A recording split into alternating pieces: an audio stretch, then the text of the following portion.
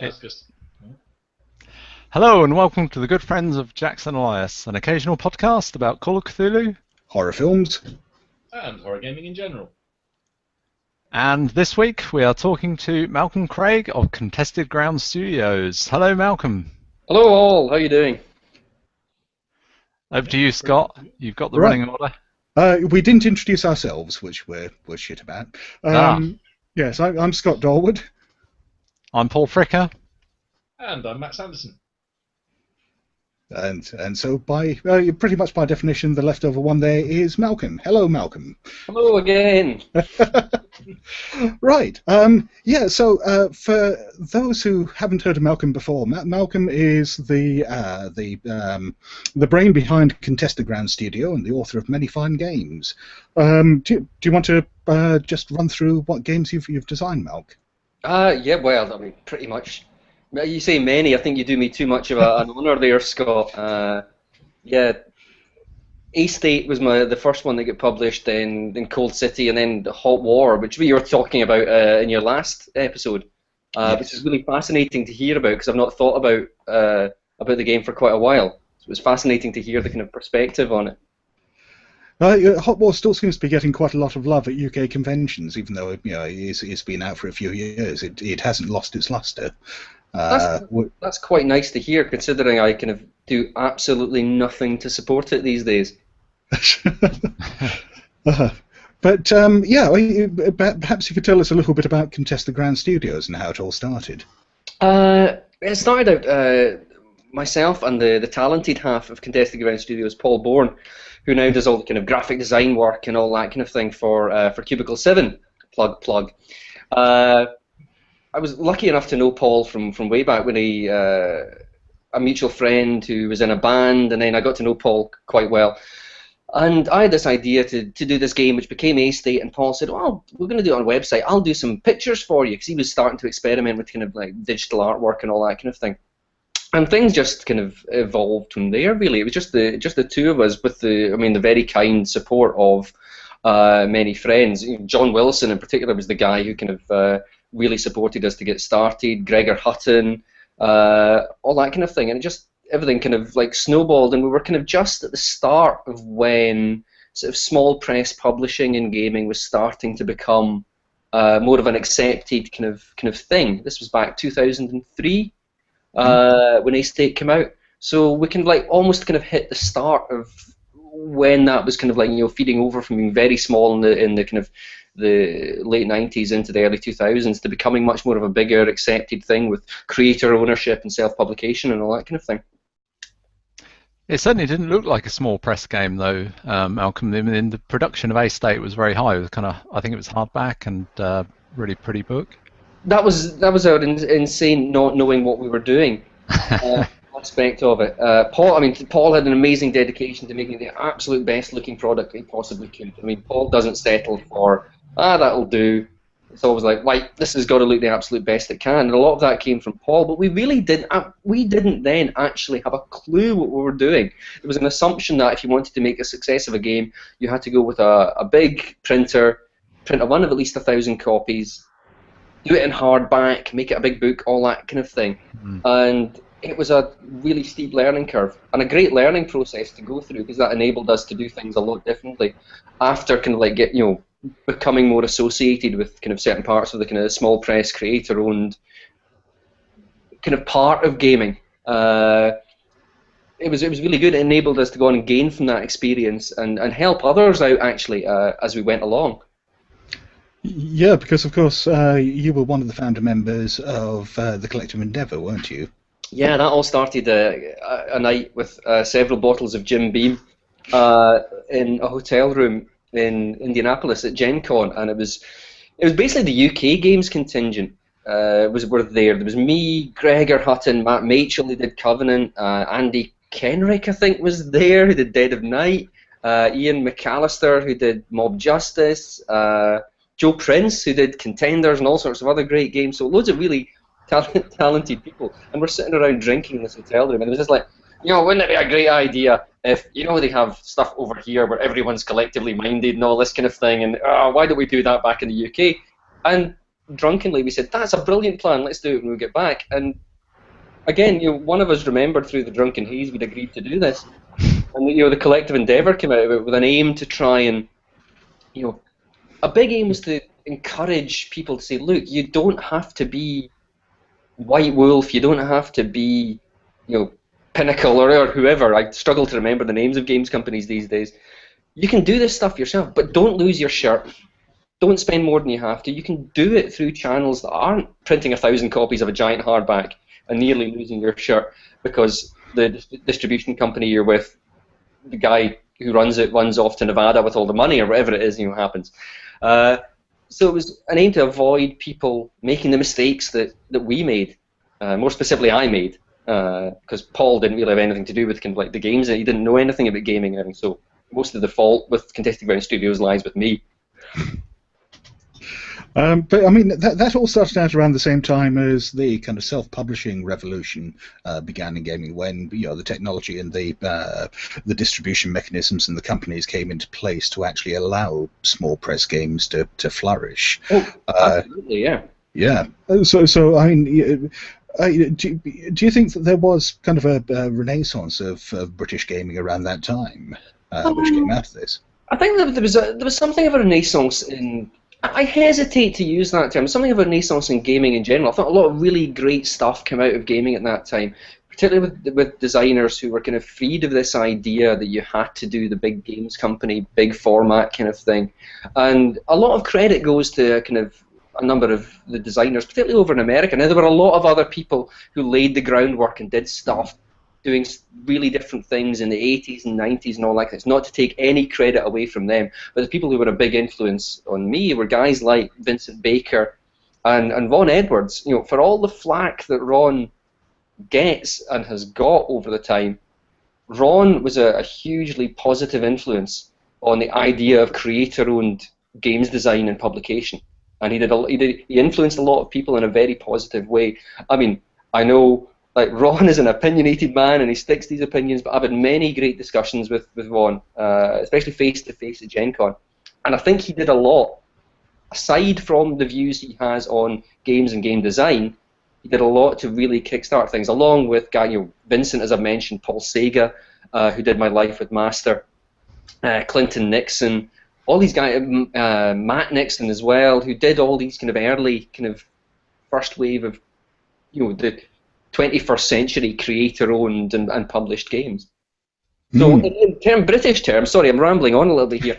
In British terms, it was nice to see that in our own small way, the collective endeavour helped to make that a thing in the UK. We're not solely responsible for it. We would never take that credit because people were influenced from other avenues.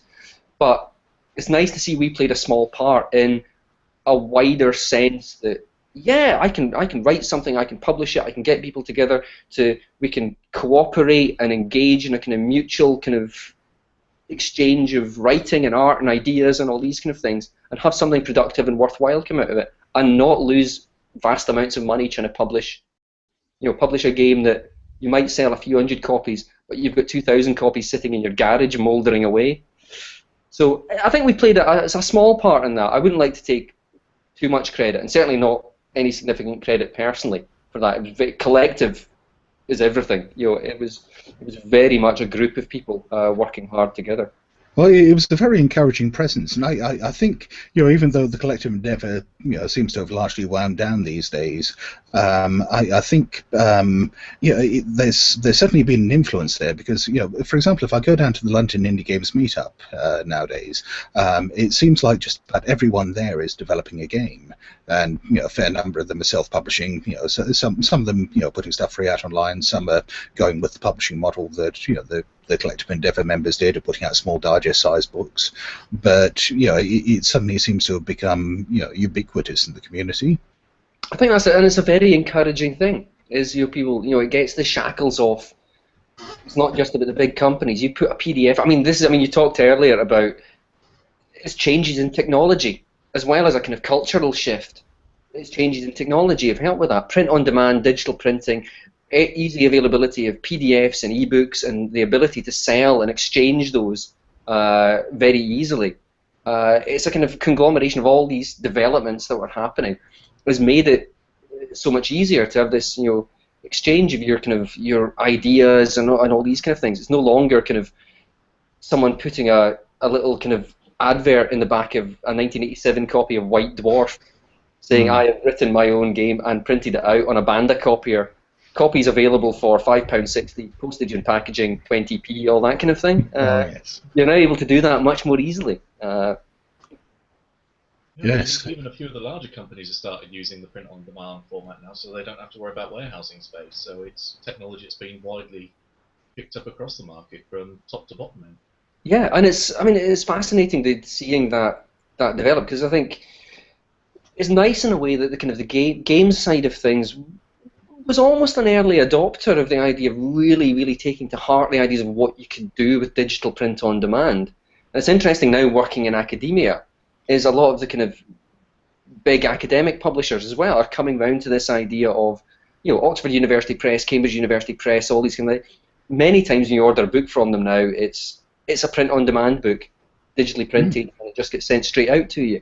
So even these kind of giant international academic presses are doing that now. So it's nice that in one sense, gaming was actually kind of almost an early adopter of the potential of that technology. Yeah, and you adopted that, didn't you, fairly early on with? Is that model used with Cold City when you put that out?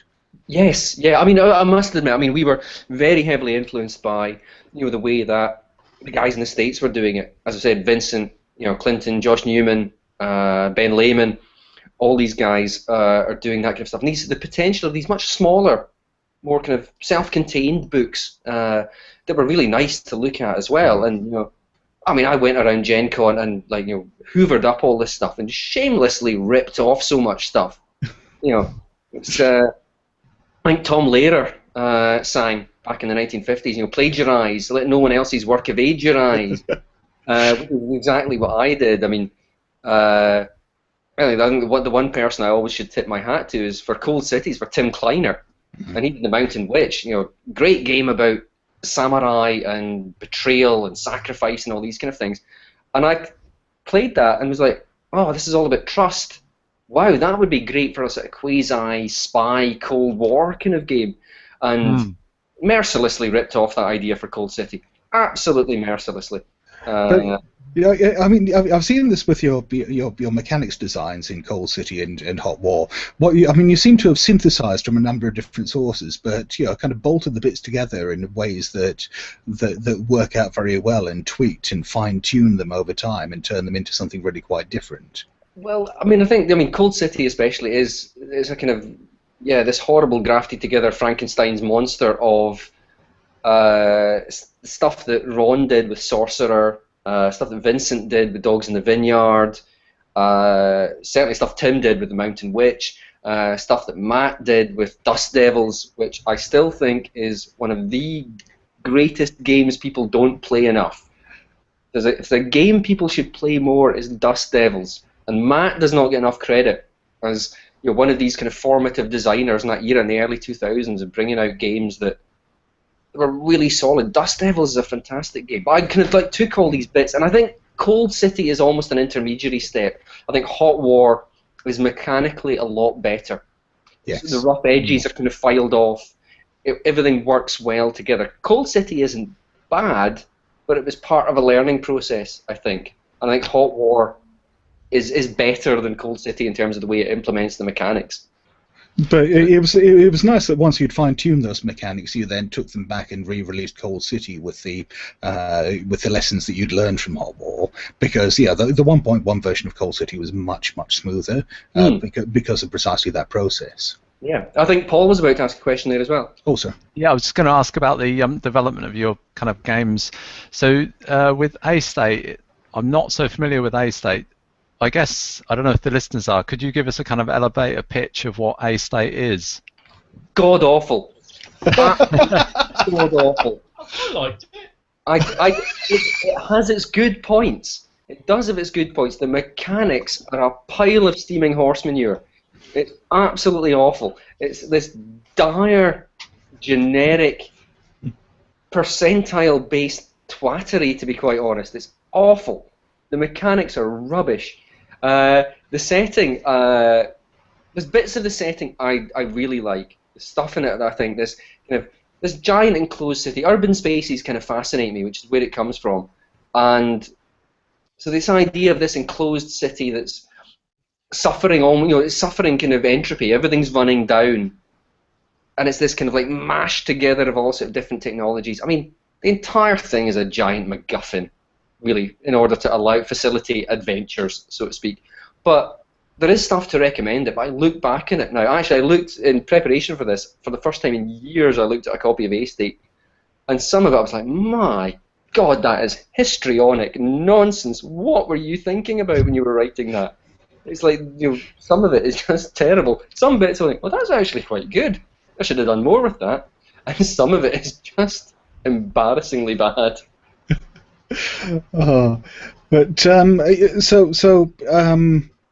was you talk about the city and it being a MacGuffin? I mean, what was the kind of driver for adventuring in a city, A-State rather? Well, I always had this idea. My big idea was it was about hope. So the player characters should have been involved in this horrible, horrible, oppressive, dark setting. They are doing something to make things better for people. Unfortunately, because I didn't know how to do it then, that was not facilitated by the way the game worked. The game worked just like any other game, but with things like saying, oh, the characters should be doing stuff to engender hope. Well, how do you do that? I don't know. Pet a dog, take a small child home and give them a sandwich, then find their mother. I don't know.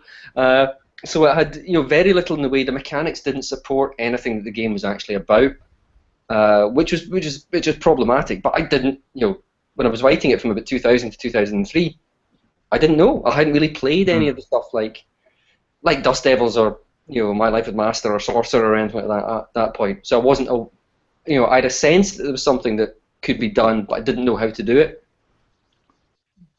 There's one thing I particularly love about the game when I played it, and that's the aspect of what was outside the city. That you had this mysterious effect that happened whenever you got so far outside of it. I think from recalling there, maybe from in one of the back of the books, there was a plan to do a supplement about that at one point, but for some reason never came about. Here's a question for you, if you can remember. What was outside? Because I've been wanting to know that for years. Right, well, all that stuff in the back of the first printing of the book was that kind of thing. Well, you have to have a huge lineup of supplements, otherwise people won't be interested anymore. So we had this massively ambitious, nonsensical thing. Oh, we'll do. Never happened. I still get the occasional emails going, "Oh, is such and such a supplement going to be coming out?" I'm like, no, sorry. That was kind of half-truths at best. What's outside? Actually, that was entirely... There were 3 explanations to that, actually, because the supplement that was going to kind of give the background, I like it there being not really an explanation. I like there being an open-ended thing that allows everyone to transplant their own meaning onto things. There were going to be 3 different explanations of why the city was the way it was, and I can only remember 2 of them. I'm sure I've got a document somewhere, or it might have been lost through successive laptop changes over the years. One of them was a technological explanation that involved people getting vaporized by orbital particle beams when they tried to leave the city. In retrospect, that doesn't make a lot of sense, and I can't remember why that was the case.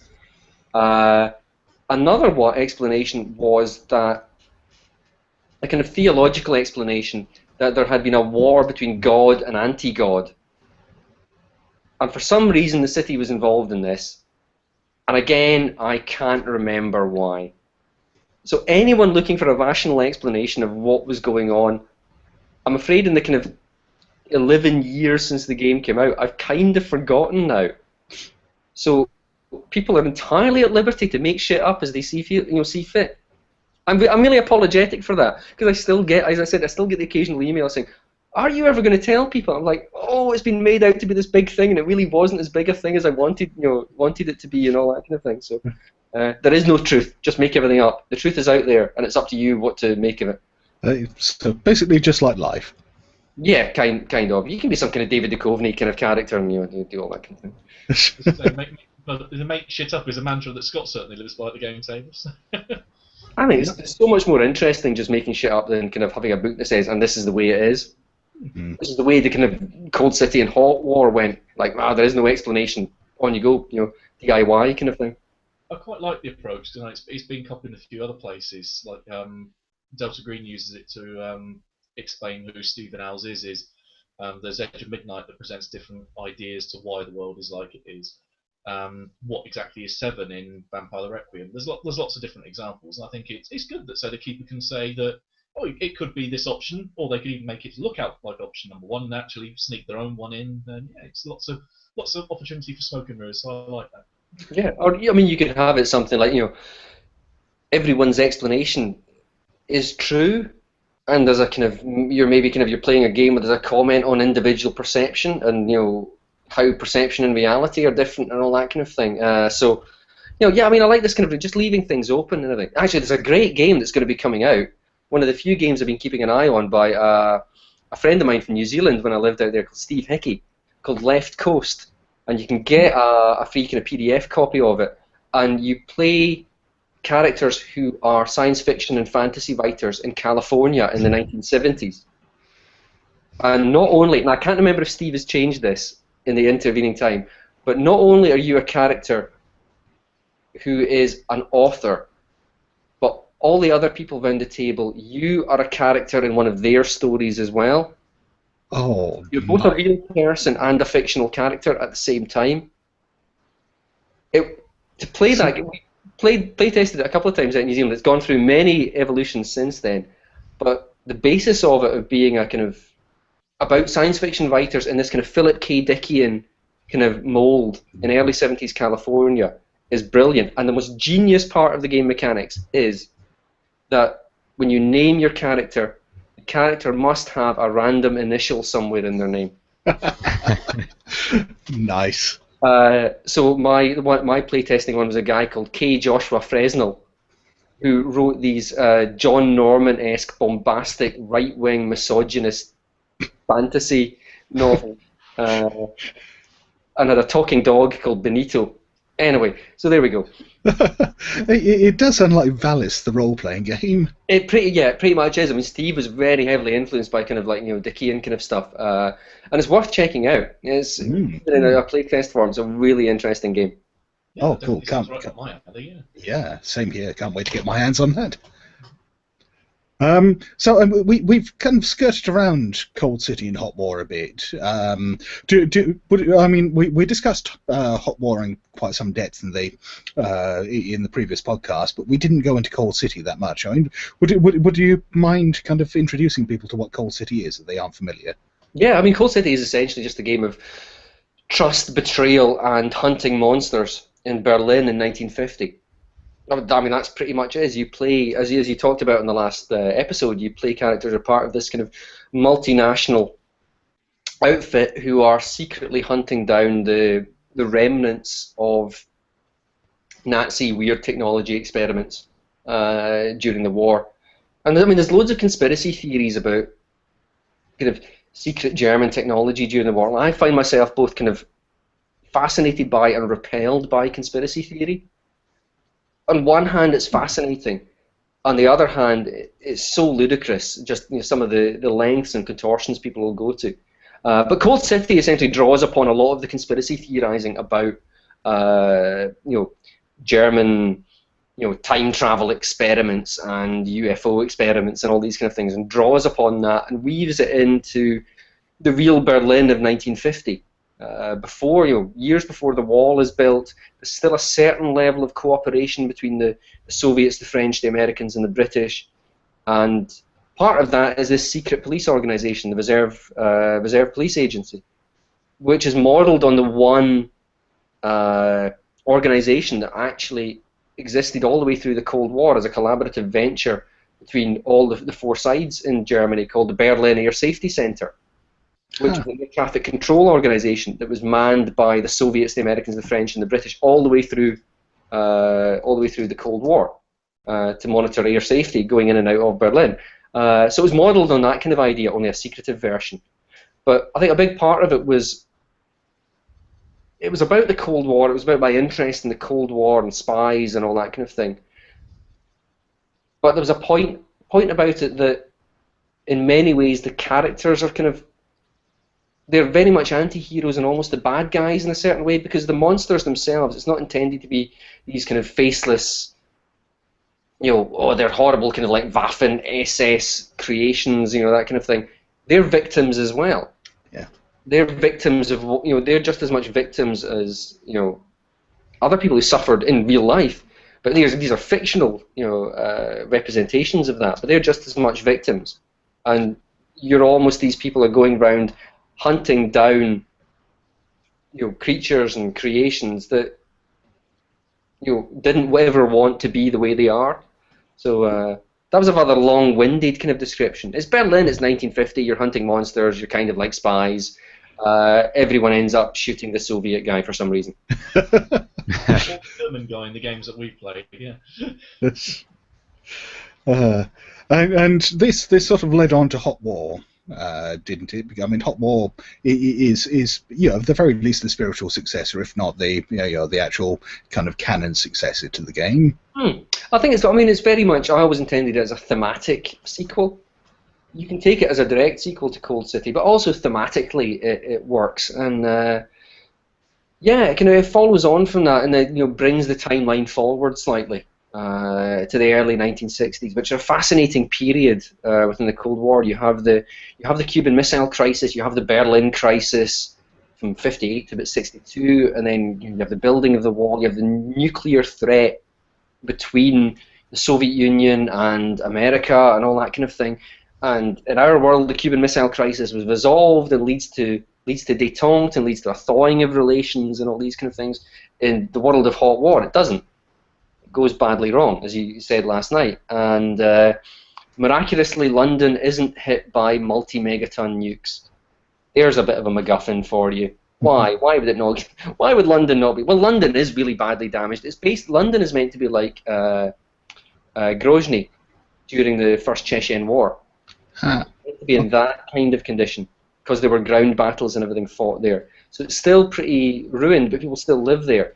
You find in many cities that are subject to the horrors of warfare, whether it's Aleppo right now, Grozny during the Chechen War, Sarajevo during the Bosnian Wars, all these kind of things. So it's meant to be that kind of environment. But following on from Cold City. Do stop me if I start rambling, because I do this quite a lot. I'll just go off on tangents. Well, can I ask you if so? You did Berlin in the 50s, London in the in the 60s. Yeah. I don't know if you intend any further ones, but if you were to pick another one, sort of subsequent to that, I mean, you're obviously very interested in setting it in cities. We've had A State was a city, Berlin was a city, London was a city. Is there another time in history, more recent history and a place? I mean, maybe I don't know. Post 9/11 New York or something like that, where you'd kind of pick for a good setting? Well, my intention is never say never, but I'm not planning on writing any more games. I'd actually go back in time, though. Right. I think one of the most fascinating cities that hasn't really been explored to any great extent in gaming is Istanbul, or Constantinople, as it is then. Istanbul from the end of World War I up until about 1923. Because Constantinople finds itself in the position that Berlin is in during the Cold War. It's divided among the victorious Allies, and they exercise control over the city. And then in 23, obviously, the Turkish Republic is declared, and Ataturk and all that kind of thing. But it's a very fraught situation, and there's all sorts of kind of stuff going on, tension between the Allies. You have the Russian Revolution going on, just across the water. So there's all sorts of political machinations. I think that would be a fascinating place to set a game, and you could almost do it like a sort of Berlin during the Cold War, but quite different and drawing in different themes and ideas. Either that or Bradford in the 1980s. That may be a little bit too horrific for most modern audiences. As long as it's not Dundee in the 80s. Oh, now there's a thought. No, so some topics are just too dark for games. But, speaking of which, I mean, the stuff that you write does tend to be very, very dark. It shows the worst aspects of human nature. It shows things falling apart. It shows the effects of both mundane human evils and, in some cases, more exotic evils on the lives of ordinary people. What is it that keeps drawing you back to such dark topics? Probably because I'm a miserable bastard. I'm a very cheerful person in real life as well, Scott. Despite having a tendency towards misanthropy. On a very fundamental level, I think it's more interesting to write about these things than kind of like, sunshine and flowers and everyone's happy and all that kind of thing. It's more scope for, I think, people to... I like to think that despite the fact that the games I've published have all been fairly dark-toned, at the core of them, what I like to think is that when people play characters in them, at least to a certain extent, the characters are doing something positive. Maybe not all the characters all the time, but there's a certain amount of trying to do something that makes a difference. Whether that was certainly a theme in A-State, to a certain extent in Cold City, to a reasonable extent in Hot War, because I often find with Hot War, people playing it, their characters react to the excesses of the fictional government that exists in Hot War, and it's almost turned towards xenophobic fascism, as opposed to that non-xenophobic fascism which we're all so familiar with. Yes. In the dictionary, under redundant, it says "see redundant." So I like to think that people kind of play characters that can make a difference. I mean, I'm sure that isn't always the case, but that's a kind of a core of it. But I think darkness is much more interesting in terms of providing a backdrop, because that gives such a starker counterpoint to the light that you can bring. So if you're interested in those kind of darker kind of themes, what were the kind of games that you played prior to writing your own games? A lot of Call of Cthulhu, a lot of Twilight 2000, sometimes against my will, and a lot of Cyberpunk in both the 2013 and 2020 versions, and a whole bunch of other stuff. But those three are kind of the ones that really stick in my mind. So, what is it that you kind of took out of those games? If those were your main kind of gaming experiences, those I guess must have been your main kind of gaming influences starting out, at least. So, what is it you took out of those games? Cthulhu, I think, directly informed my later developing sense of what a game shouldn't be and what mechanics shouldn't do.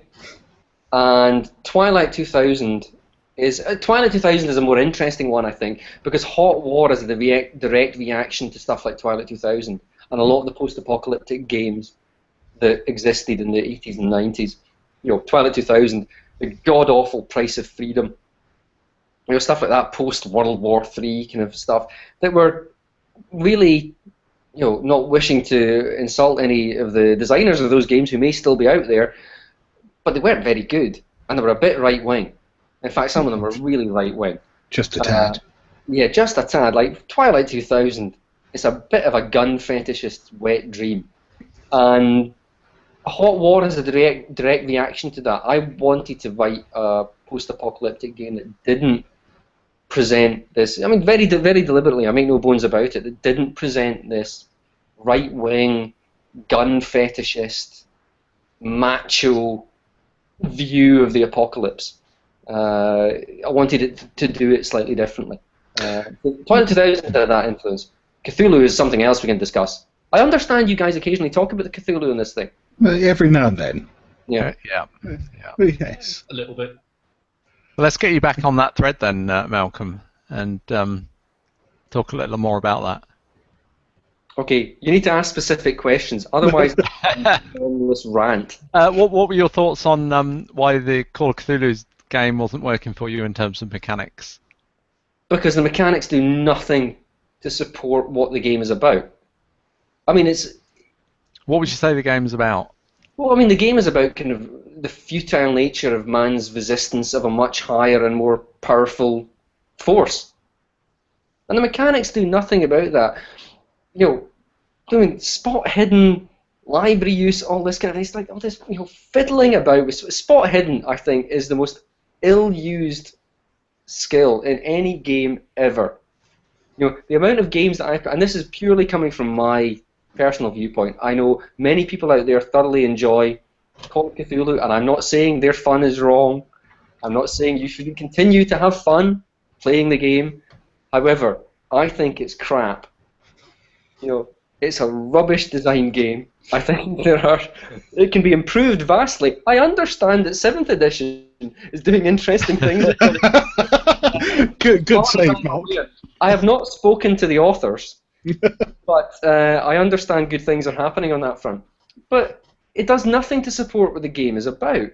And there's all these claims that go on about, oh, but the mechanics just fade into the background and you don't even notice them. Right, fine. Why not just play free-form storytelling? Why not just sit around and tell stories to each other? If you're going to have mechanics, you might as well make them do something in the game to make the game more interesting, to push it off in directions and all that, rather than have some kind of illusionistic, hand-wavy kind of. This is nothing original. Loads of people have said this before. It doesn't just apply to Cthulhu. Cthulhu players, I am not having a go at you. Not all of you, at any rate.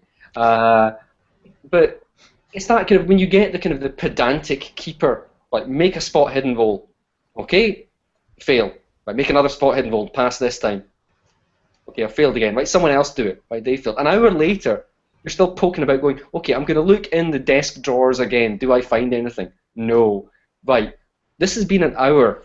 We're kind of wasting time here. Oh well, you should have thought about looking in the teacup that was on the window shelf in the back room. And in that teacup, you'll find some oddly coloured saliva.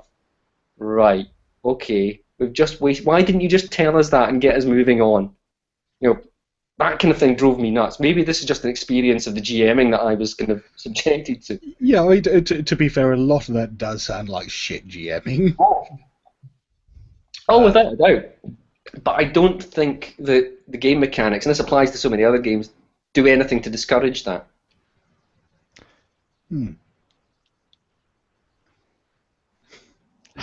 I'm just watching Paul for a reaction here. I did say this could turn into a rant. No, that's what we had you on for. Like you much prefer Trail of Cthulhu rather than Call of Cthulhu there. I think Trail of Cthulhu is an improvement. Yep. I should probably stop talking at this point before everyone. No, you're the guest. That's what we got you on for. And, a guest should respect his hosts. Oh God, no, not on this show. Well, I'm not sure about that. We don't respect each other. Or would you say that the people that are perhaps listening now that are saying, well, that doesn't reflect my experience with Call of Cthulhu. We play fantastic games and it's really scary, and we build up fantastic atmospheres, and as you said, all the mechanics kind of get out of the way, and that's what we really like. What would you say the mechanism is by which they're creating that good experience? That they, if they are having a good experience of it, which, if they attest that they are, then one can't argue with that.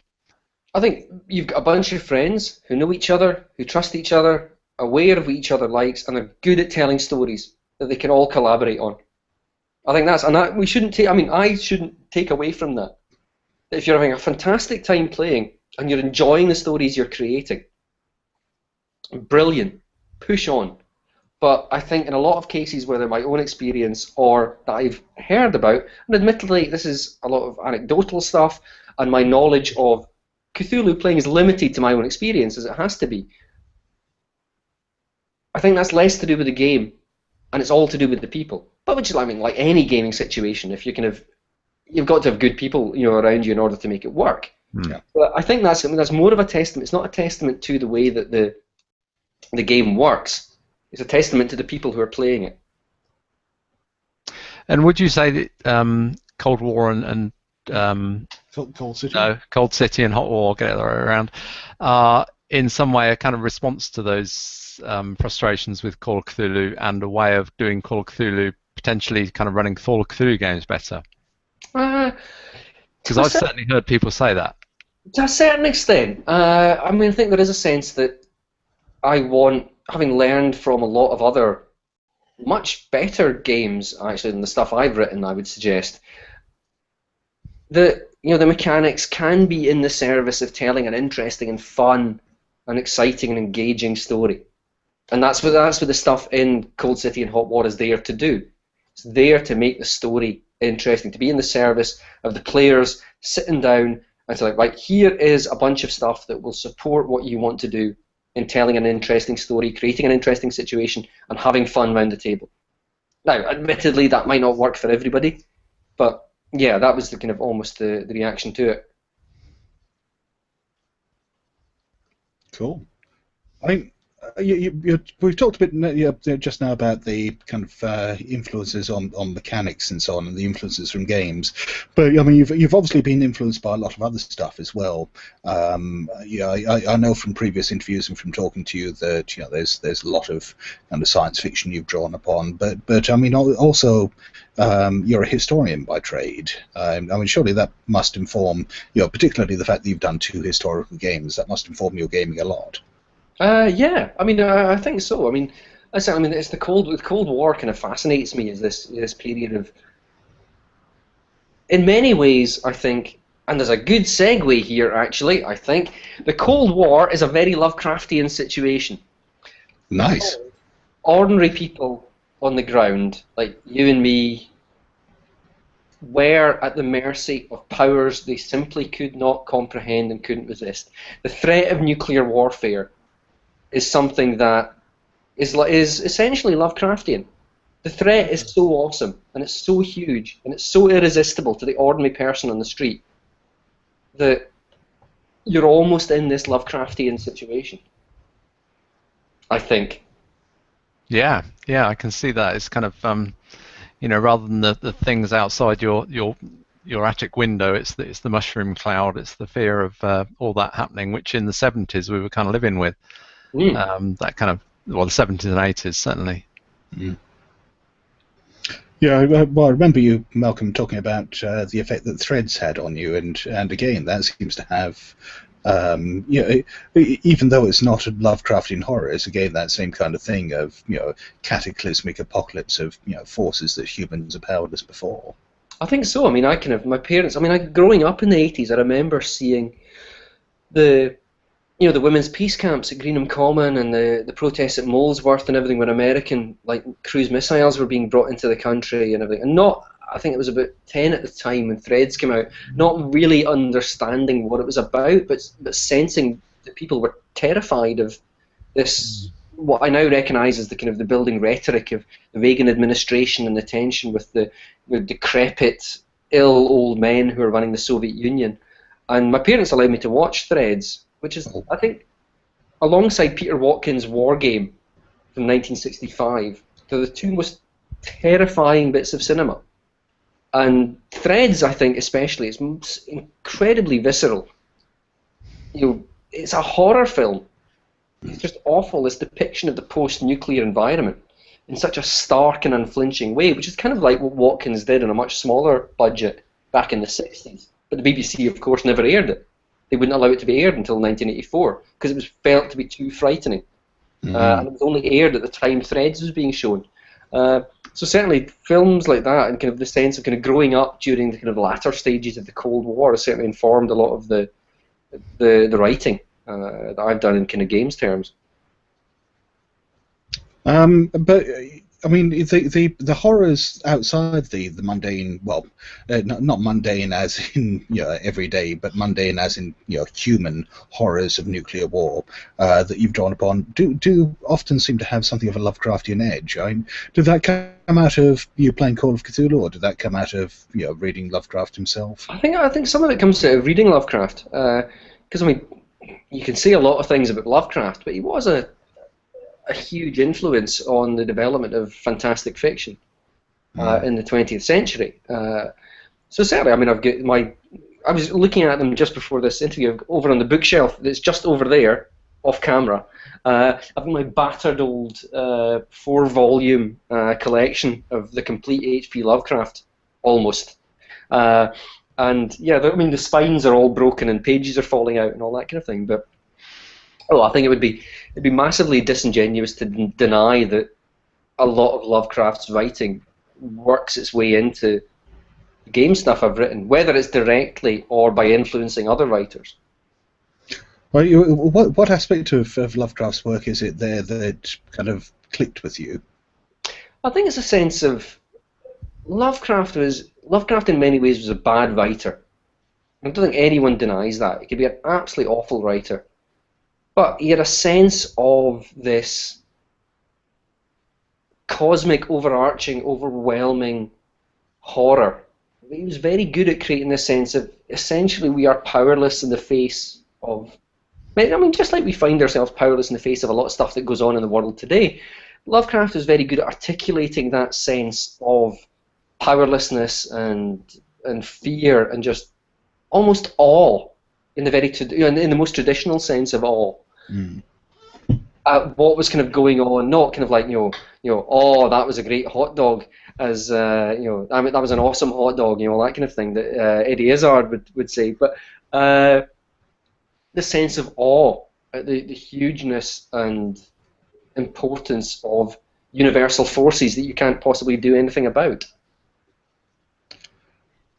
But I mean, there's kind of I see more than that in your game sometimes. Yeah, there's I don't know quite how to explain it, but the more kind of almost mundane, bestial aspects of Lovecraft's creations as well, seem to come forth in in some of the creations, particularly in Hot War. Yeah, and I mean, some of that, I suppose, is almost a reaction to some of the stuff that Lovecraft... I mean, Lovecraft is an intensely problematic writer. He is, on one hand, definitely a key figure in 20th century fantastic literature. You'd be daft to talk about the evolution of both horror and science fiction and fantastic fiction in general without talking about Lovecraft. But on the other hand, as many, many commentators have said at length and very frequently, Lovecraft's writing is hugely problematic, and a lot of this boils down to his view of humanity and his view of, in particular, his view of the idea of race. Yeah. And that is intensely problematic. And I often think that's glossed over by, you see discussions of Lovecraft online, and within the context of playing Cthulhu, sometimes that's kind of almost, well, he was a man of his time and all that kind of thing. Yeah, that's an excuse I hear quite a lot. I'm not really sure I buy it. I mean, as a historian, how do you feel about that view? I think that's a nonsensical. Well, that isn't an excuse.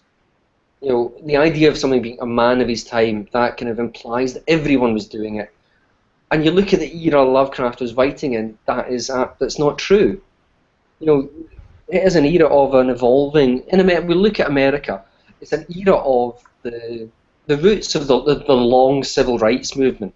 To take one example, so you have the origins of the National Association for the Advancement of Colored People in 1909, with great American intellectual figures like W.E.B. Du Bois. So his time also involved ideals of civil rights and changes and ideas to changing what was the status quo in many areas at the time. Sorry. I mean, he was writing things like the horror at Red Hook at the same time as the Harlem Renaissance was going on. That is a brilliant example of it. I mean, the Harlem Renaissance is a hugely important, not just for African Americans, I think, but in terms of the development of American culture, literature, art, music. The Harlem Renaissance is just hugely significant. So he has that going on at the same time. Lovecraft is writing horror at Red Hook. His depictions within, like Herbert West Reanimator, has a particularly abhorrent description of, and it encapsulates very well, I think, Lovecraft's attitude towards the African American man. Yeah. The section in that with the boxer whose name I forget, that West tries to bring back to life, and that is a hugely problematic. stuff like, I mean, the shadow over Innsmouth, is, the shadow over Innsmouth might as well be called the shadow over Innsmouth, a story about Howard's fear of race mixing. Yeah. And that's been recognised for a long time, and that's the problematic part of it. We all know now that, I mean, race is a culturally constructed phenomenon. It's bunk. Race doesn't exist.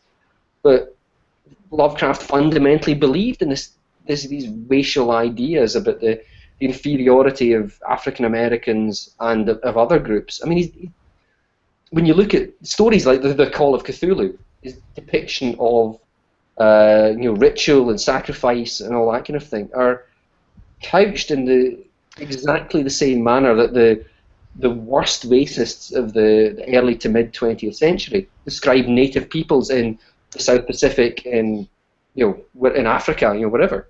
Well, it's not just that, but it's the ritual that's broken up in the Louisiana backwoods. The implications, and there are very much that, because a lot of them were mixed race, this is what drove them to such degeneracy. Yeah, and well, I mean, Shadow over Innsmouth is, his fear of, well, in air quotes, race mixing. And at the start, actually, I looked back at the start of the story tonight, and it's his bit where he talks about the inhabitants of Innsmouth being sent to concentration camps. Now, obviously, concentration camp, when he was writing in the early 30s, had a totally different context than what we would associate it with a post-World War II culture. But it's still not a positive one. It's still not a positive one, no. And it was, Lovecraft is problematic, I find. Well, I find it interesting that, reflecting on that, it's those problematic themes, how good and how strong the stories must be for us to still give so much credit to Lovecraft and his work in the modern day with those themes in it. Because I think if most stories from that period, if they've got those kind of themes and very kind of racist elements in them, I don't think people would be reading them now. Well, but it's almost like, in spite of that, they're so good that we read them anyway. Why? The power of his imagination is important, but we can look at films like Birth of a Nation is the classic example. A horribly, horribly racist piece of cinema, but a formative and fundamental work in early cinema, and still incredibly significant in what it did in terms of film. You can look at like Leni Riefenstahl's Triumph of the Will. It's Nazi propaganda, but in terms of its technical, cinematography and the way, the way it's done, it's still an incredibly important piece of film. It's possible, I think it is. It's very easily possible for us to look at saying, well, he was a horrible racist in this regard, but yes, but the problem I have with it is a lot of time people want to sweep that under the carpet. Well, I think there's an even more disturbing aspect to it, which is, this may just be me, but I think one of the things that makes Lovecraft's work so effective is quite a horrible thing to contemplate, which is because he was so good at articulating the sense of horror that he felt because of his racism and couching it in other terms and making it universally accessible even to people who aren't necessarily racist themselves. Then it sort of conveys that horror of what it's like to be a racist in that situation and make it into a universally understandable sense, and that makes for some very potent and disturbing horror, however morally repugnant it is. Yeah, I don't think that kind of stuff is really. Caveat to this: I have not read anywhere near the full number of Cthulhu scenarios that have ever been published. I think a lot of that, this aspect of Lovecraft is swept aside, or it's made, as you describe it there. I think it's made part of it without any real acknowledgement of why it's part of things. Maybe. I mean, one thing that gives me hope is the fact that very few of the Lovecraft Circle writers and those that followed seemed, with the exception of Robert E. Howard, very few of them seemed to share Lovecraft's virulent racism, and as a result, while a lot of the raw ideas of Lovecraft's mythos, survived and got enhanced by other writers, that perhaps. This extension by people who didn't share his visceral hatred of other races, has perhaps shed some of that baggage as the mythos has progressed. Well, I think so. I mean, you look at other authors who've kind of worked within the mythos. Certainly, their stuff is very far from what he was doing. But I mean, but I think it's useful to talk about a lot of great art. I'm not sure if I would call Lovecraft great art, but is problematic. Or certainly in terms of literature, you look at Joseph Conrad, who was a far better writer than Lovecraft ever was. But Conrad is open to accusations of similar accusations to Lovecraft of racism and all these kind of things. But it doesn't diminish how important Conrad is in terms of a literary figure in the kind of late 19th, early 20th century. I think the same goes for Lovecraft, but I think you need to acknowledge what Lovecraft is saying and not allow it to normalize, within, whether it's within games or kind of literature or anything like that. I don't know. Again, there's a vague sense of this. I'm probably not making much sense in that. No, I know exactly what you mean, and it's something, it's a view I share very much. I don't necessarily know what to do about it, but I think it certainly needs to be acknowledged at the very least.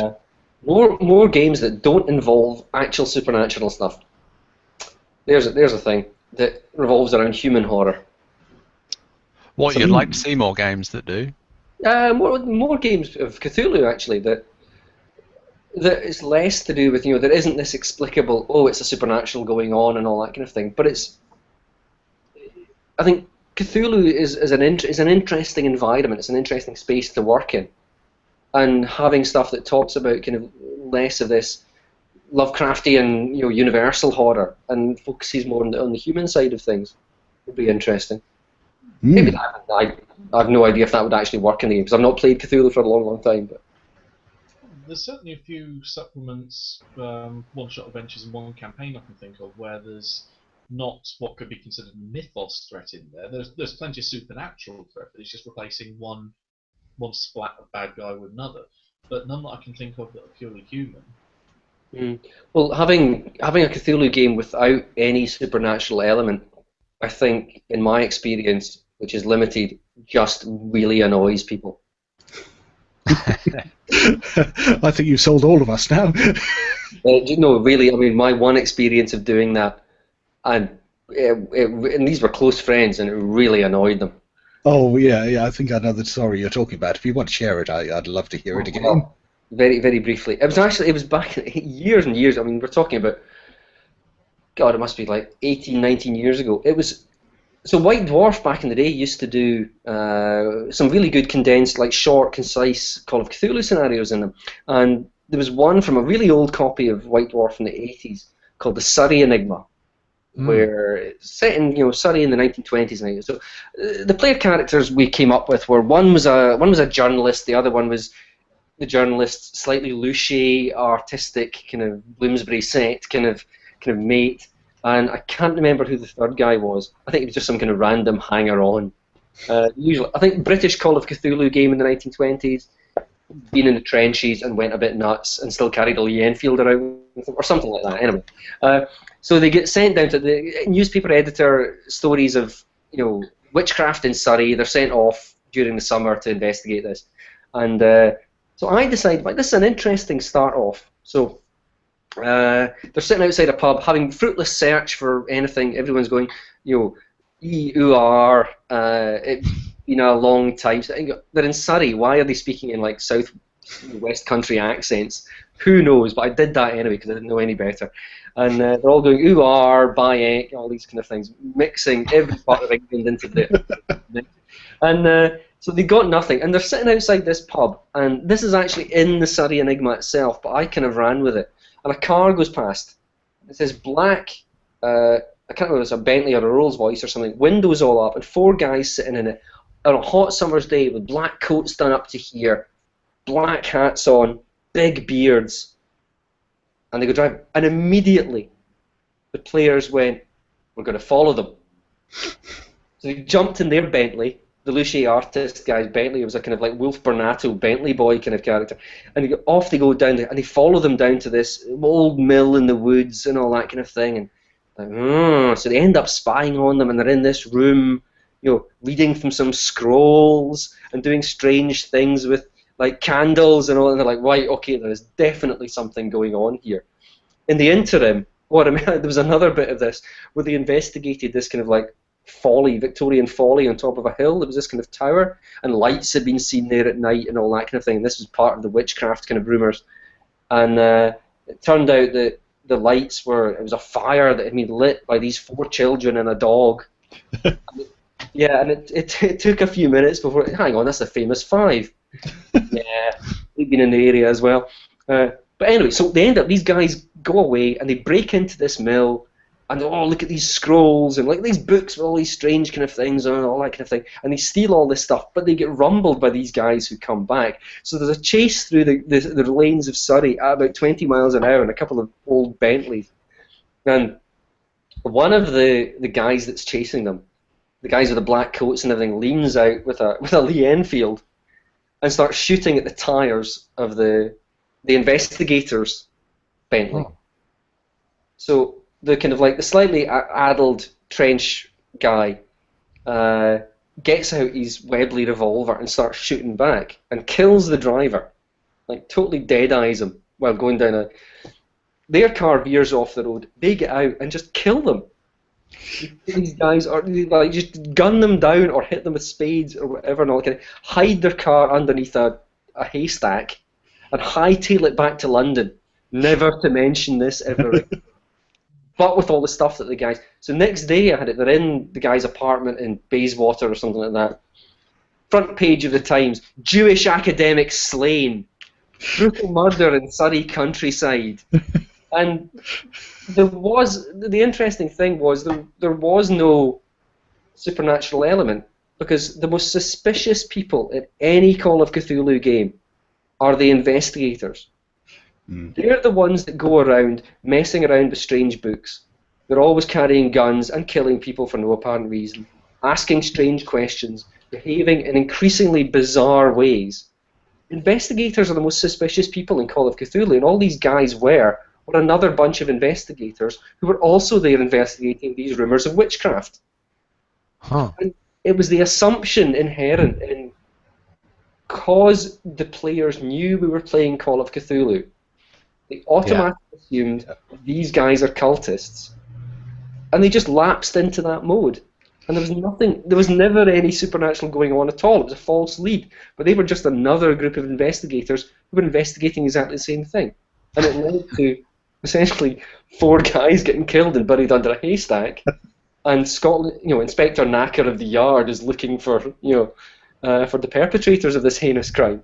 So it was an interesting kind of playing with people's assumptions about what should be in the game, and by God, they hated me at the end of it.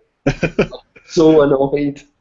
But I mean, but that is perfect. I mean, I've seen this time and again that you present a situation in the Call of Cthulhu scenario that is perhaps a bit weird, but you've got a bunch of ostensibly normal people getting involved with it, and assuming it's an early scenario in a campaign or a one-shot. And then, if you've got a group of experienced Call of Cthulhu investigators, the chances are that at some point in the first half hour to an hour, they will slip into Cthulhu investigator mode. Mm-hmm. And that involves doing things like reaching into their brains and switching the moral switch off and things like that. And they will just become a bunch of paranoid psychopaths, basically. Yeah, I mean, they go from kind of like mild-mannered, poets, journalists, and antiquarians, to people wandering around Bristol at 11 o'clock on a Saturday night inquiring where they can buy a Lewis gun. Which is what seems to happen. Like, where can we... an elephant gun at worst. We'll find one of those, Yeah. I mean, on the player's defence, I suppose as a player, we do want, as a keeper, we do want the players to kind of, get engaged with the drama, and all the players have got to go on is what the GM gives them. Mm. So they're kind of looking at, oh, he's mentioned some guys in a car. That must be where the action is, because you're not going to mention every car that goes by with some guys in it. So the ones you point out, I mean, if you mention, there's a vase on the sideboard, presumably that vase must be important, or at least we'll go and have a look at it. So, in their defence, I suppose that whatever you sort of say, they're looking to bring some drama to. Oh no, I'm not saying they weren't justified in their annoyance.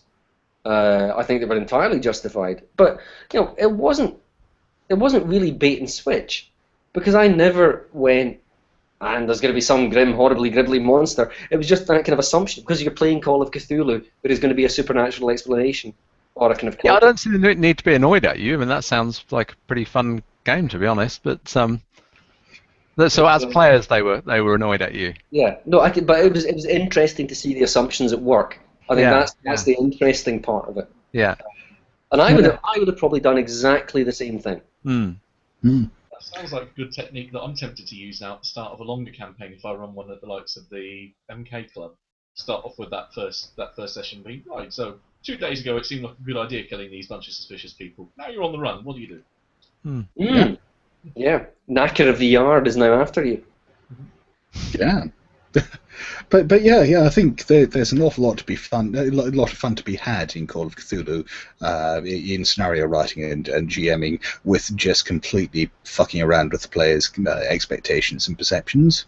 I think, there is kind of interesting stuff, especially in kind of the default 1920s kind of thing. There's so many parts of like 1920s America that just don't really seem to be addressed in Cthulhu. And I understand it's a game. People aren't wanting to get too kind of like, I'm not one of these history pedants who will sit in a film that has historical dubs going, well, that's wrong, and they wouldn't have worn those kind of like, trousers, in 1825 and all this kind of thing. I mean, I love so many historically inaccurate films. The Great Escape, it's a great movie. I'm the only person in the Western world who likes Luc Besson's film about Jeanne d'Arc, The Messenger. It's a bombastic piece of nonsense, and plays fast and loose with history. Well, I still love it. I think it's a great film. But I think it was room to explore certain parts of 1920s American history, especially, that aren't really touched upon in the game as it stands. And again, I'm sure someone could dig up a scenario or a campaign pack or something that does address. Can you identify a couple of those that you feel aren't touched upon? I think the conditions in the Jim Crow South in the 1920s. Now, that isn't me saying that racist ideas were exclusive to the South in the 1920s, but what happened in the Jim Crow South, the conditions that existed there, is something that seems to be slightly glossed over in certain areas. I know there's now what is it? It's in one of the campaign packs. There's a scenario called The Plantation, and it's in one of the campaign packs. I can't remember which one, or a big scenario book. And the name rings a bell, but I can't remember which one. That's one I can remember that takes place within the South in this period, but doesn't even pay lip service to what's going on there. And I think there's some interesting stuff that could be done with that. With the idea of, if you went to the South in the 1920s, there were strange rituals going on. There were sacrifices taking place. But this was stuff like the KKK and various other racist organizations, lynching and killing people in an effort to maintain kind of white supremacy in the southern states. So this kind of horrible sense, certainly for the African American community in the South, this horrible Lovecraftian sense of powerlessness. They were at the mercy of forces that they could not do anything about, is inherent within that environment, and isn't, to my knowledge, really addressed within the game. Maybe it's too much to expect, but Mm. I think there's avenues kind of open there for kind of looking at these kind of issues within the context of Call of Cthulhu, because it's a very rich, scheme for for fiction. Well, I know you've stated that you're not interested in writing any more games at the moment, but if we can haul you back into the gaming community for a little while, I'd love to collaborate with you on something like that. Oh well, maybe we should meet up for a pint sometime and discuss that, Scott. We should. Now we've been going for about an hour and 10 minutes, so I think it's probably time we wrapped up. Yeah, I think so. Mm-hmm. So, just a reminder to everyone that you can find us on various social media. We've got our own website, blasphemoustomes.com, where you can come along and comment on episodes and tell us what a shit job we're doing. We've got a Twitter feed. What are we on Twitter, The Good guys? Friends of J.E. Thank you. We're on Google+, Facebook, and YouTube as the Good Friends of Jackson Elias. And we're probably somewhere else, but I can't think where that might be. Tumblr, but Nowhere else worth mentioning, I think. Oh yeah, no, we stopped talking about Tumblr because we haven't got anything there. But I'm sure, Scott, you'll be able to pass on any death threats and vitriol that I've managed to get out of it. Excellent. Okay. Well, nothing to do at this stage then, other than thank you, Malcolm, for a very interesting discussion. No, well, thank you, and I'll now go back to my my gaming exile. Well, thanks very much. Right. Cheers, guys. Thank you very much. Okay. Well, cheerio. And let's stop.